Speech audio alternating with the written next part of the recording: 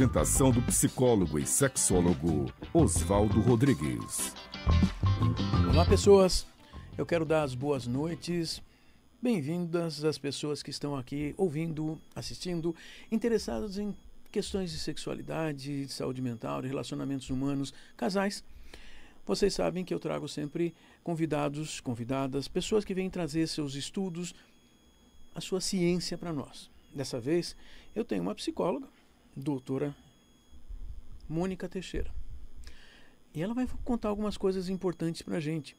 Mas ela vai contar aquilo que ela andou estudando, mestrado, doutorado, ou seja, Mônica, muito obrigado por estar aqui e para nos ilustrar e para trazer informações para nós aprendermos coisas que são recentes. São estudos brasileiros aprendidos, desenvolvidos aqui no Brasil. Obrigado, Mônica. Obrigado mesmo.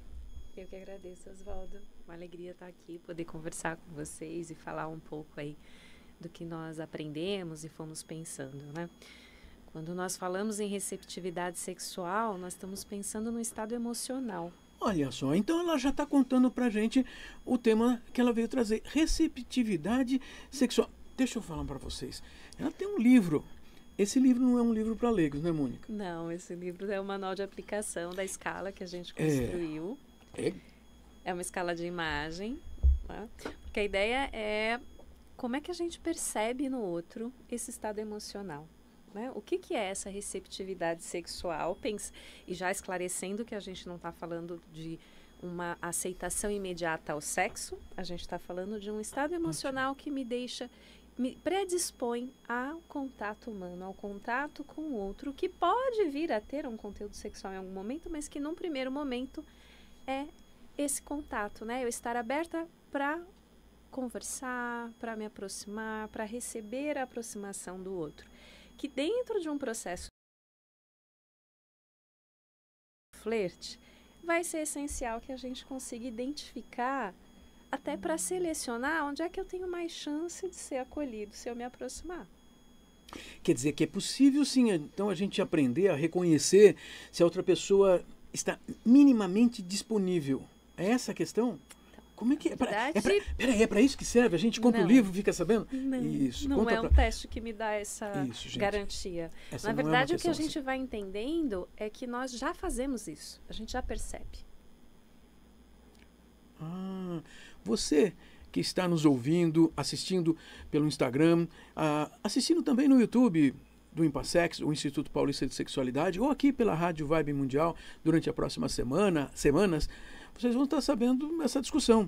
E essa convidada de hoje, a doutora Mônica, psicóloga, está contando que nós já fazemos essas coisas, mas os estudos nunca foram feitos desse jeito para a gente poder compreender através da psicologia algumas coisas, alguns aspectos. Então, a gente então, já tem essa percepção. Viu? A gente, né? Isso já é uma característica nossa, da nossa biologia, da nossa espécie, perceber o estado emocional do outro.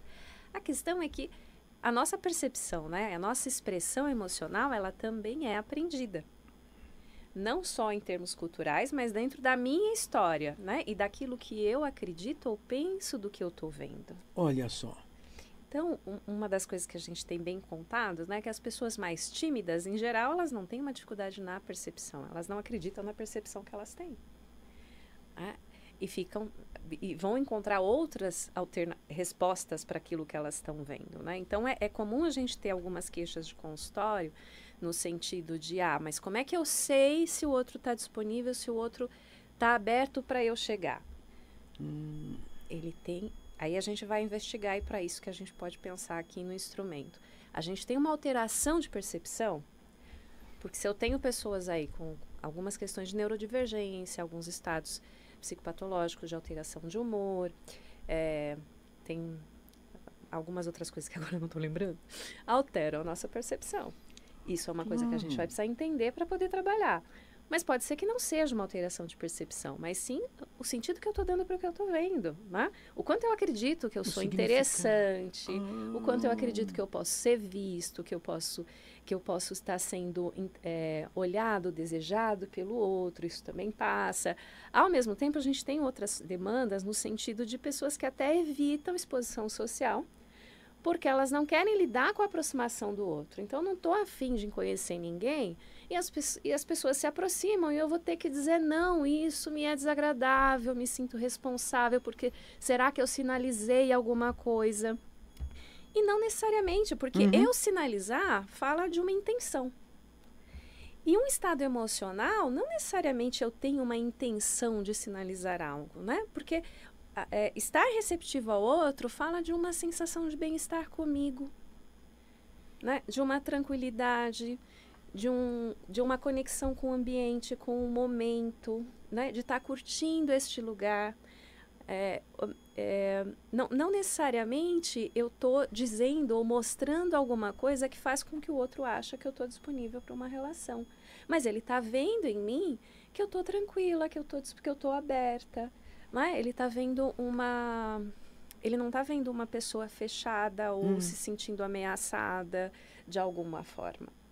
Quer dizer, existe como entender isso, mas você também estava dizendo que nós podemos estar perturbados por alguma circunstância. Eu estou de mau humor, por exemplo, então eu estou vendo. Eu não vou ver aquilo que a pessoa está emitindo, expressando, mas eu vou ter uma interpretação por causa do meu mau humor. Sim, né? Então, quando a gente fala de encontro, né, são duas pessoas. É o que o expressa e o que o outro lê. Nessa comunicação, eu posso ter problemas no que está sendo expresso e naquilo que está sendo lido. Como é que a gente desfaz problema de comunicação, né? Geralmente é tentando ser mais claro, né? Tentando ser um pouco mais objetivo, né? E entendendo que o que o outro está me colocando tem a ver com ele, não exatamente tem a ver comigo, né? Então, pensando numa situação de encontro, que é a proposta de avaliação do instrumento, por exemplo, né? Eu vejo no outro a disponibilidade e eu decido se eu me aproximo. Mas porque eu vejo uma receptividade ali, né? Uma emoção de abertura para esse encontro, não significa que a pessoa vai me receber, que ela vai dizer sim para mim. Né? Vai depender um pouco da minha habilidade de me aproximar, vai depender do quanto essa pessoa, nesse momento, decide que ela quer atuar sobre esta emoção.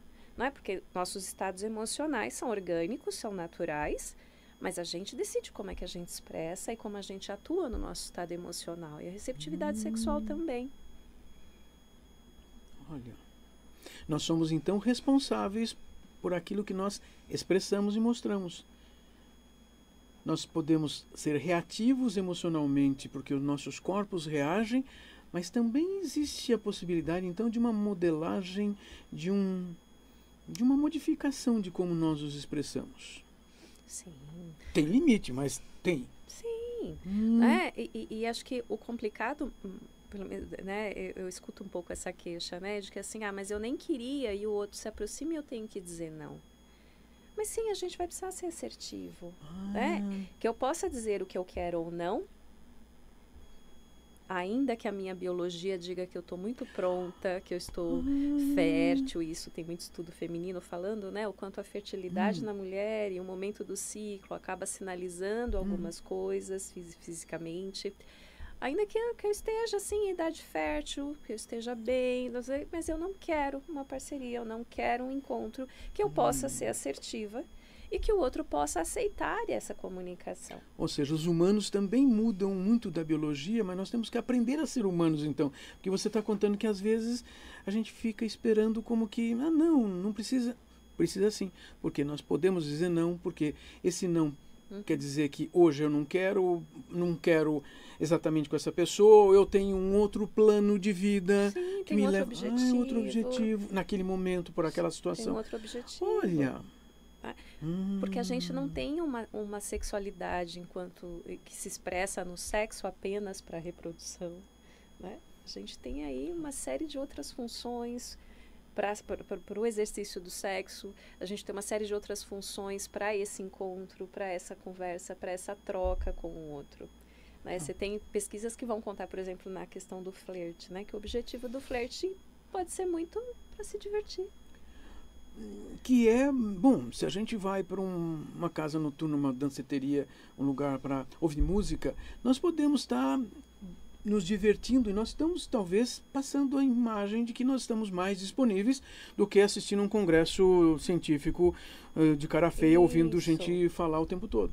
Sim, eu posso ter essa leitura do outro, mas eu preciso ter a confirmação. O que é que você quer? Confirmação. E aí que a gente possa ter essa assertividade, né? De eu dizer exatamente o que eu quero, não me sentir intimidado ou me submeter a uma expectativa do outro pelo lugar onde eu estou.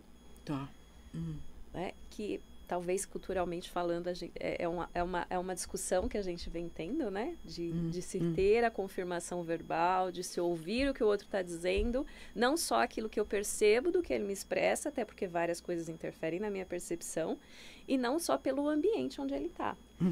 Né? Porque muitos problemas acontecem em função disso, né? Das pessoas fazerem uma leitura de ambiente, tá? Quem vem aqui tem tal intenção, se você tá, então você tem tal intenção. Não necessariamente. Não necessariamente, né? Até porque, acho que é importante lembrar, né? Quando a gente consegue perceber um estado emocional do outro. Você não adivinha pensamento. Um estado emocional não diz o que o outro pensa, não diz o que ele deseja ou qual a intenção que ele tem. Isso é interessante, porque você está nos dando uma aula de que, assim, nós podemos reconhecer o que as pessoas estão, se elas estão disponíveis emocionalmente, mas nós temos que prestar atenção também como é que nós estamos nos sentindo, as nossas condições, para saber se nós não estamos fazendo uma interpretação falseada. E, não, eu tenho certeza, eu estou bem, eu estou percebendo que aquela pessoa está disponível, então eu vou lá, me apresento, digo o que eu quero, mas ela pode dizer não. Pode. E a nossa cultura está discutindo exatamente isso nessa fase histórica, né? Não quer dizer não. Não, mas ela, ele, eu... As pessoas têm que estar de acordo para que algo mais aconteça. Isso. E a proposta dessa escala para profissionais, ou seja, isso aqui é exatamente para psicólogos, sei lá, estudarem, usarem na clínica. Isso, pensando em avaliação. E o que a gente faz? Então, eu sou psicólogo, eu estudo aqui e vou fazer a aplicação para a gente ensinar para as pessoas também o que são os instrumentos psicológicos. Porque você citou já um par de vezes a palavra instrumento. Isto é um instrumento que o psicólogo usa. Testes, escalas, formas de ajudar a compreender as pessoas que nos procuram no consultório. Sim. Em geral, como é que você vê, né? O que você vê nessa imagem? Quando você concorda que ela está receptiva ou não?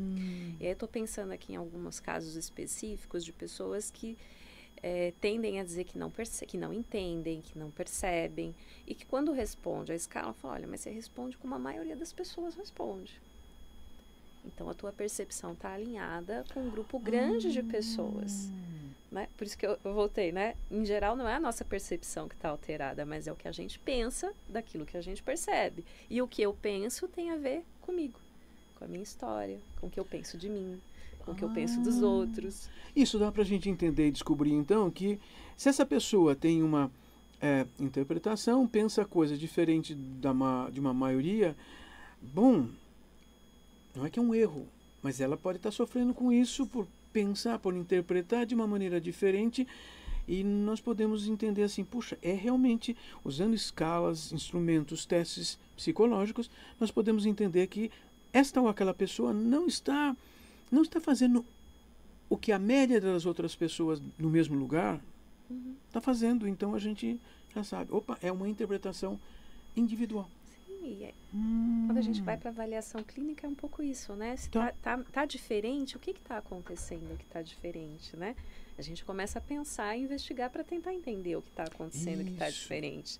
Né? Eu estou falando estou pensando aqui especificamente na diferença da interpretação.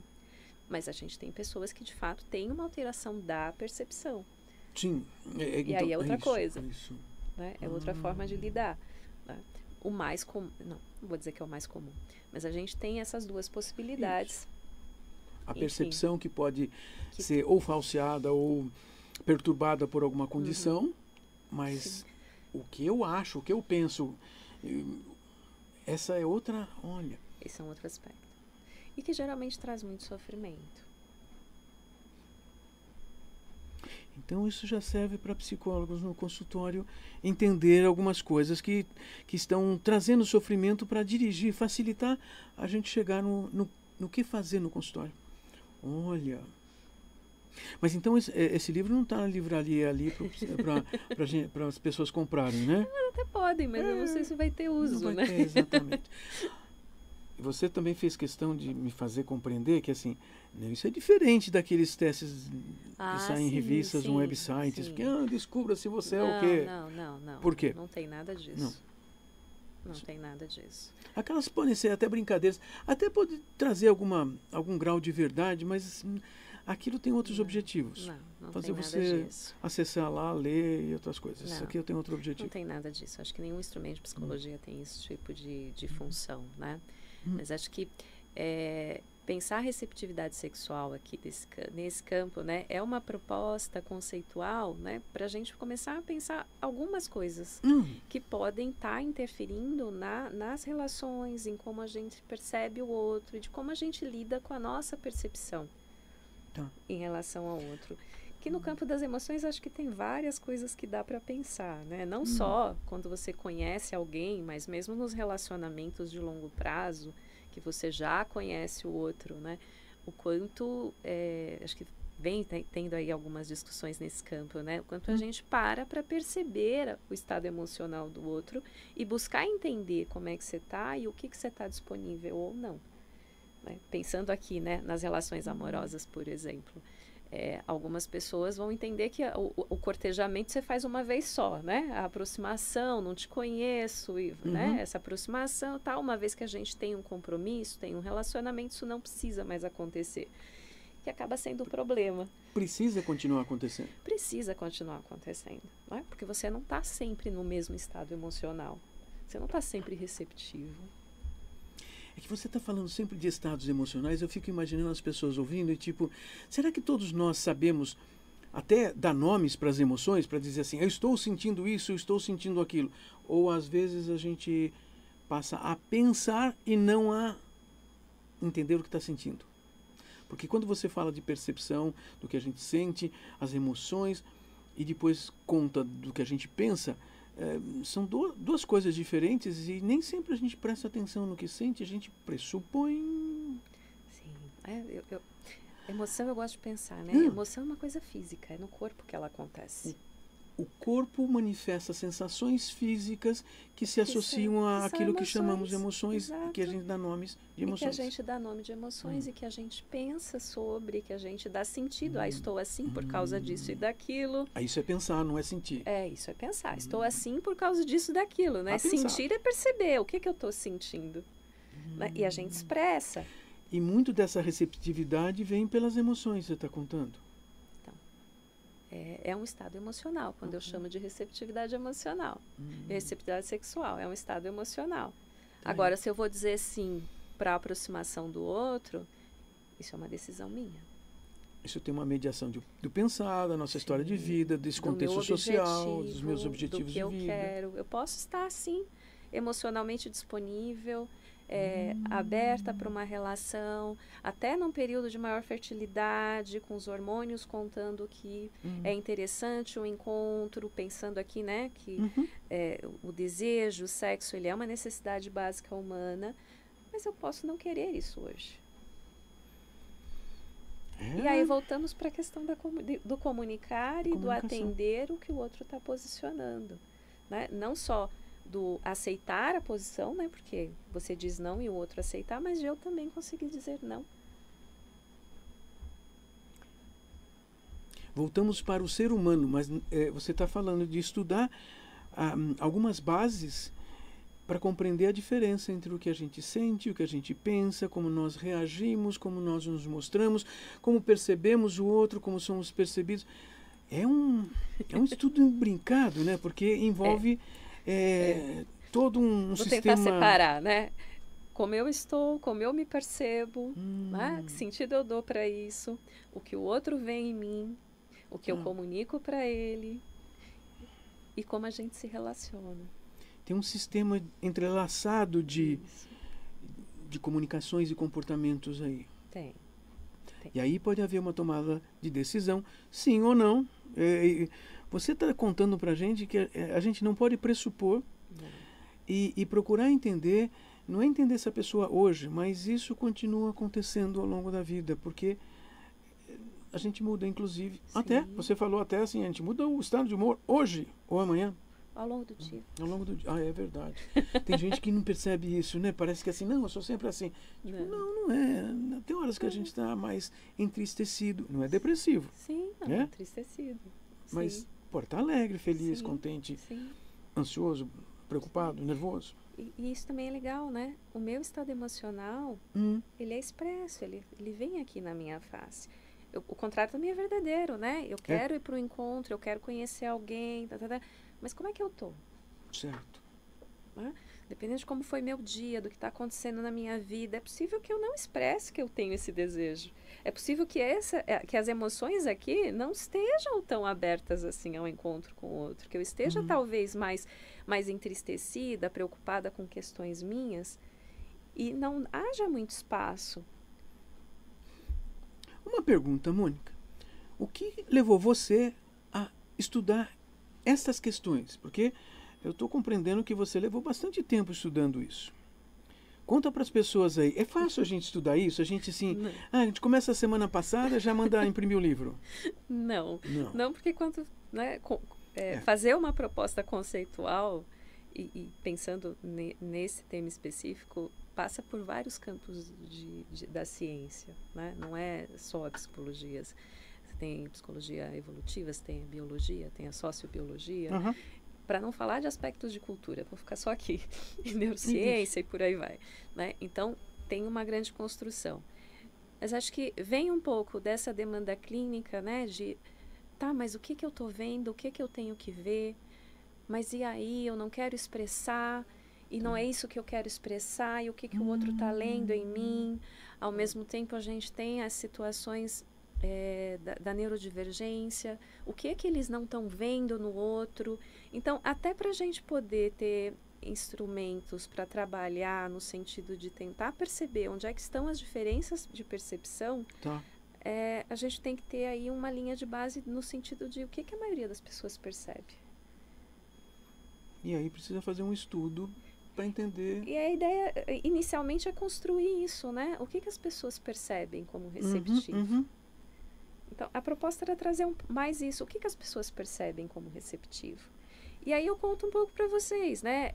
Pensando a partir de emoções básicas, né? O que elas compreendem como receptivo parte de um estado muito próximo da alegria, né? Da abertura de sorriso, da abertura de olhar, que tem a ver com essa sensação, com esse bem-estar interno de como é que eu estou.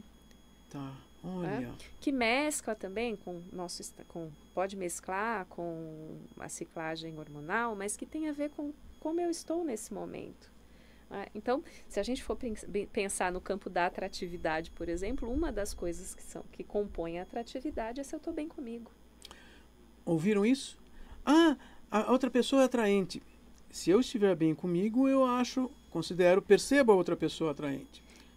E sou mais vista como atrativa. E sou mais visto como Mônica, eu gostei de estar conversando com você porque você me fez pensar algumas coisas.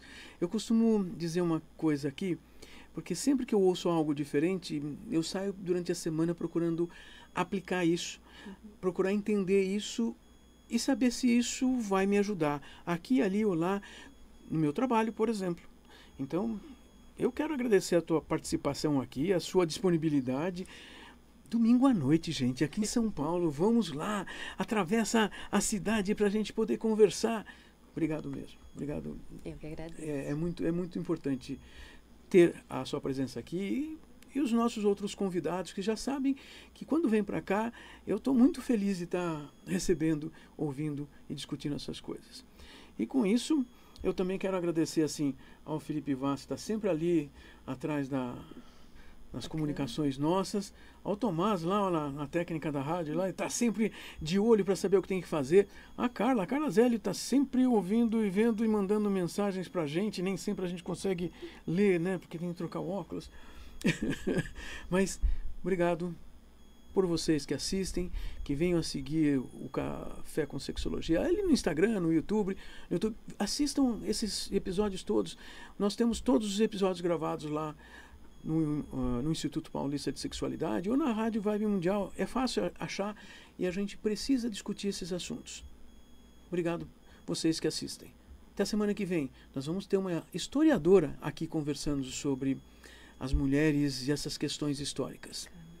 Até mais, gente.